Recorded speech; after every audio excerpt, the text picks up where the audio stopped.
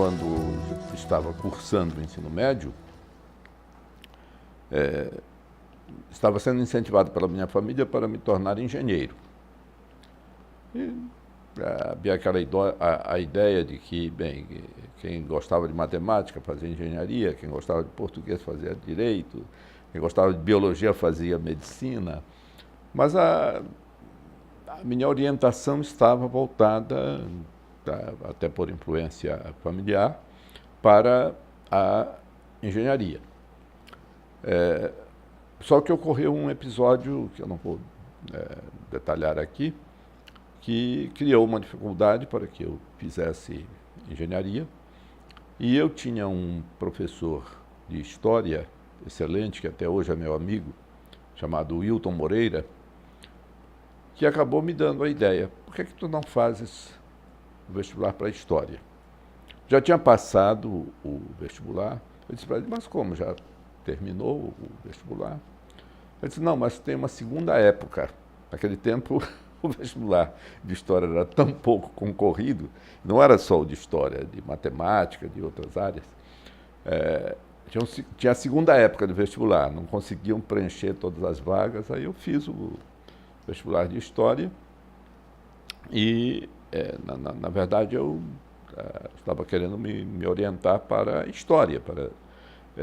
O Wilton logo conseguiu que eu me tornasse professor de História do Colégio Estadual Paz de Carvalho, onde eu tinha estudado. Naquele tempo era possível que um aluno, no primeiro ano da Faculdade de Filosofia, ensinasse num colégio. Hoje não seria não se podia nem pensar nessa possibilidade, né? Tem que fazer concurso para o Estado. Assim. E eu estava me encaminhando como uma pessoa para fazer bacharelado em História, licenciatura em História, me tornar professor de História. E realmente foi o que eu fiz, né? E durante muito tempo eu ensinei História. Eu terminei a graduação em 1962. A Angélica e eu, nós nos conhecemos lá, depois casamos quando terminamos o curso, enfim. E todos dois éramos professores de História. Quando ocorreu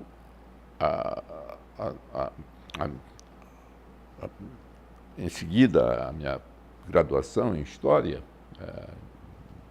bacharelado de licenciatura, como eu tinha uma ligação com a Igreja Católica, eu fui convidado para trabalhar no movimento de educação de base, para trabalhar mais especificamente em Bragança, onde havia um dos núcleos do movimento de educação de base, que era um movimento ligado à Igreja Católica, criado pela CNBB, voltado para educação de adultos e sindicalização rural, assistência e incentivo aos agricultores, aos trabalhadores rurais, enfim. E isto durou um período muito curto, porque logo depois veio o golpe de 64, o MEB o Movimento de Educação de Base, esteve a ponto de desaparecer, mas conseguiu sobreviver, conseguiu se manter. Acho que até hoje há alguma atuação do MEB, mas é menos importante.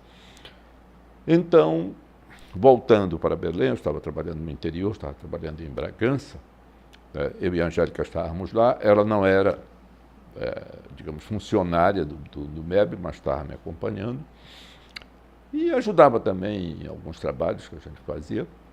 Aí voltamos para Belém e continuamos como professores de História, né? Em 71,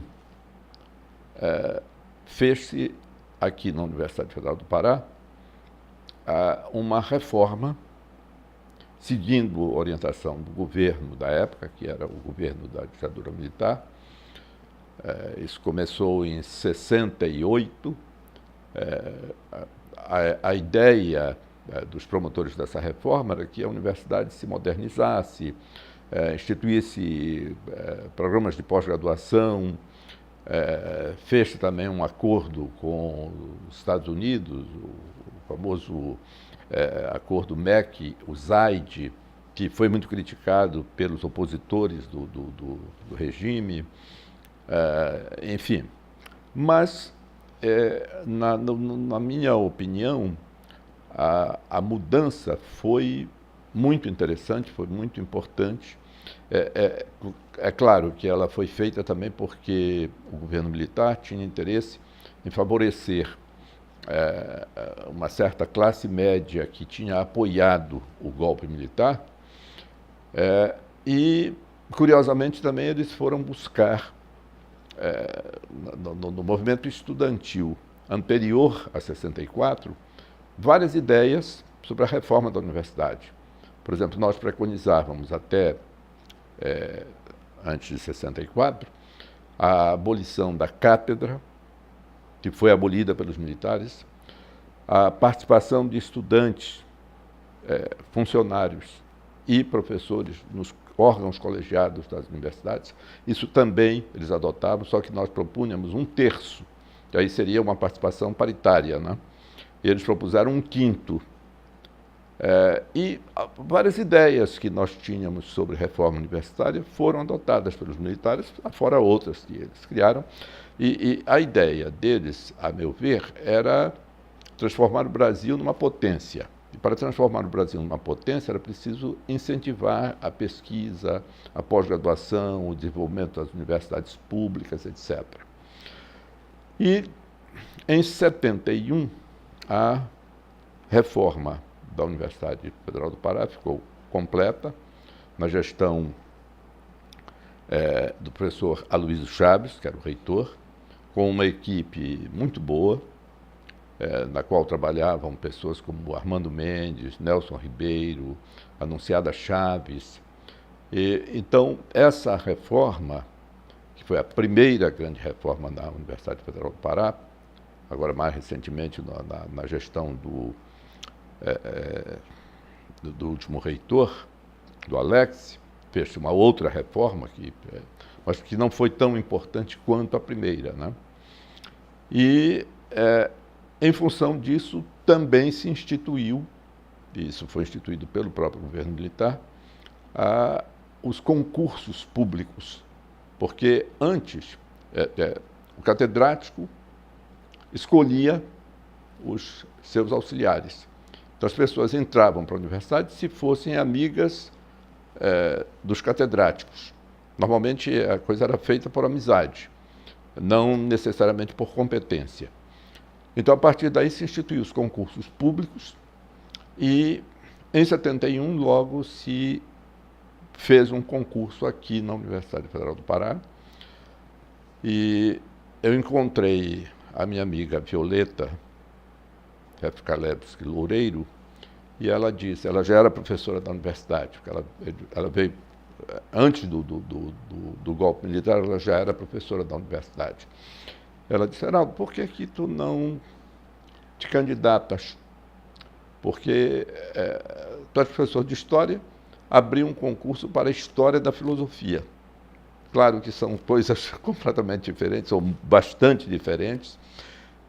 Eu achei interessante participar. Me inscrevi, na verdade, em 2 concursos, História da Filosofia e Introdução à Filosofia. Passei nos 2, fiquei em primeiro lugar, mas como a minha ficha não era boa diante do governo militar, eu fui vetado pelo SNI, né? No ano seguinte, em 72, abriram para a Antropologia. E aí a Angélica concorreu, ficou em primeiro lugar e foi nomeada. Nesse mesmo ano de 72, abriu-se novamente, no segundo semestre, eu fiz o concurso, passei novamente em primeiro lugar, meu nome mais uma vez foi vetado. E, enfim, mas nessa situação havia já 72, algum movimento dentro da universidade que contestava certas posições do regime militar. E a turma que estava sem aula, havia alguns militantes dentro dessa turma. Aí eles fizeram um movimento, foram com o diretor, o Dr. Viseu, que era o diretor do Centro de Filosofia e Ciências Humanas. Enfim, e houve essa pressão da parte dos alunos. O professor Viseu também, com certeza, me ajudou bastante.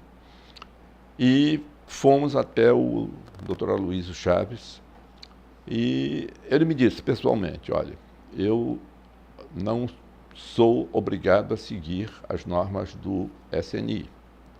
Eles disseram que você não pode ser contratado, mas eu tenho a autorização, eu tenho capacidade para lhe contratar, porque sou eu o reitor e você passou no concurso. Só que eu não posso lhe contratar agora, porque você está sendo processado pelo Superior Tribunal Militar.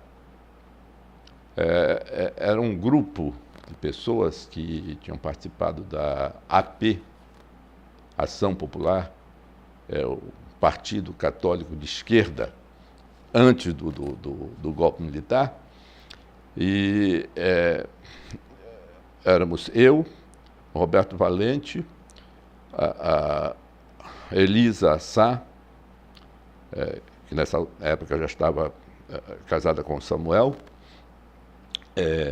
Almerinda e Félix Coqueiro. Nós éramos 5. E nós fazíamos parte exatamente do grupo que dirigia a AP aqui no Pará. Mas nós tínhamos deixado já a AP há bastante tempo. No momento que a AP optou por uma prática se voltando para a guerra contra o movimento militar, se tornou uma organização de esquerda radical, nós achamos que não era o caso de entrar numa revolta militar contra o governo. Era a mesma orientação, por exemplo, que o Luiz Carlos Prestes dava ao Partido Comunista. Então, nós nos retiramos da AP. Quer dizer, nós estávamos sendo processados, porque houve uma denúncia contra nós, mas fomos absolvidos aqui em Belém, no Tribunal Militar daqui de Belém, e o nosso processo estava no Superior Tribunal Militar, porque era obrigatório, mesmo que a pessoa tivesse sido absolvida localmente, era obrigatório que o promotor militar recorresse para o Superior Tribunal Militar. E o doutor Aloysio disse para mim, se o Superior Tribunal Militar lhe absolver, eu lhe contrato tranquilamente. Mas a turma estava fazendo pressão, precisava de um professor, enfim, e aí encontraram um artifício para me permitir entrar, que foi me contratar como professor horista. Não existia isso na Universidade Federal do Pará, acho que em nenhuma universidade brasileira. Eu fiquei durante um semestre dando aulas e ganhando por hora de aula. No final veio o acórdão do Superior Tribunal Militar, que nos absolveu a todos, e aí eu fui contratado como professor de antropologia. Então, foi dessa forma que eu entrei na antropologia. Agora, claro, havia antecedentes.